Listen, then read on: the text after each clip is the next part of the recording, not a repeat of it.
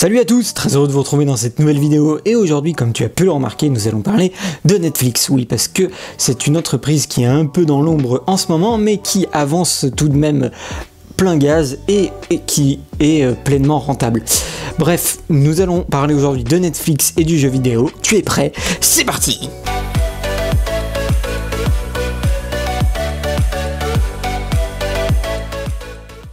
Netflix a dévoilé il y a très récemment ses derniers résultats trimestriels qui sont relativement bons, voire même très bons, et à cette occasion l'entreprise en a profité pour détailler un peu plus son expansion dans le secteur du gaming, notamment dans une lettre aux actionnaires que vous pourriez retrouver si vous le souhaitez dans la description.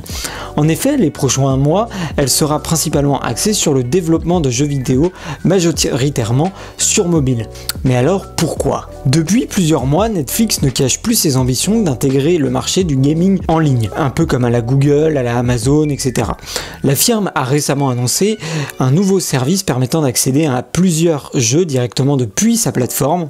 L'avantage, c'est qu'ils seront proposés sans frais supplémentaires, un argument de taille pour s'imposer face à ses concurrents. Dans un premier temps, Netflix se concentrera sur le développement de jeux vidéo mobiles.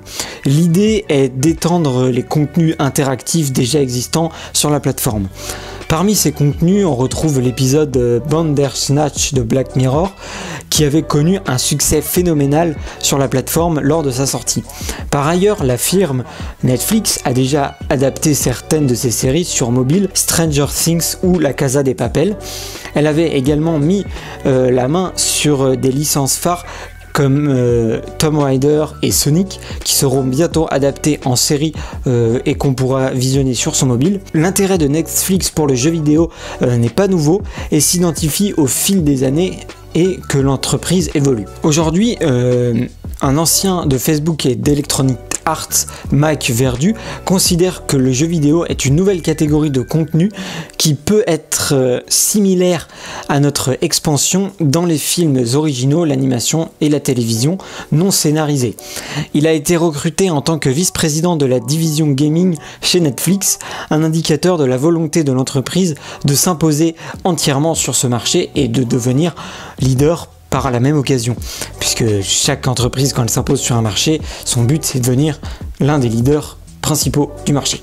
Aujourd'hui, Netflix, pourquoi elle fait ça en fait? Parce qu'elle veut stimuler sa croissance. Il s'agit de renforcer et d'améliorer le service et non pas de créer une source de profit à part, a précisé Reed Hastings, cofondateur de la société, lors d'une conférence virtuelle qui a eu lieu il y a quelques jours.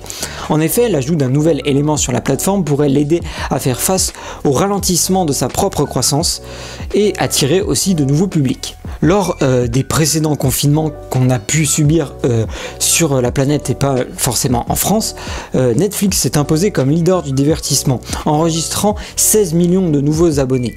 Néanmoins, au fur et à mesure de la sortie de crise sanitaire et des ralentissements des productions, ils se sont fait plus rares ces nouveaux abonnés.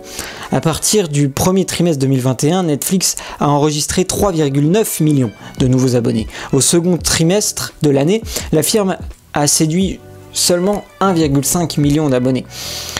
C'est très peu par rapport aux 16 millions des confinements. De nouvelles sources de revenus comme des produits dérivés et de potentielles expérimentations futures comme des sorties en salle, des podcasts et des jeux vidéo pourraient apporter de la croissance à Netflix, explique Eric Angston de eMarketer, société d'études de marché.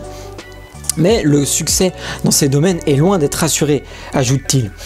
Car en effet, dans le secteur du gaming, Netflix serait le petit dernier et devrait faire face à de sérieux concurrents tels que Google, Microsoft, Amazon, etc. Et parmi ces concurrents que je viens de citer, qui sont très sérieux, on a Amazon Game et Tencent qui viennent de racheter des studios de jeux vidéo et qui se lancent pleinement dans la création de jeux vidéo à part entière.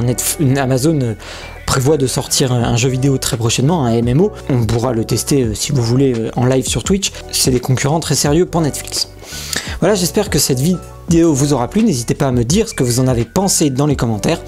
D'ici la prochaine vidéo, n'hésite pas à mettre un gros pouce bleu, à t'abonner si ce n'est pas déjà fait. Ça te prend 3 secondes en plus de celle-ci et ça m'aide à évoluer sur YouTube.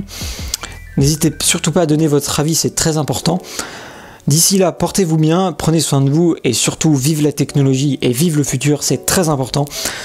Et moi je vous souhaite de très bonnes vacances. D'ici là, portez-vous bien et ciao ciao tout le monde. Wouh!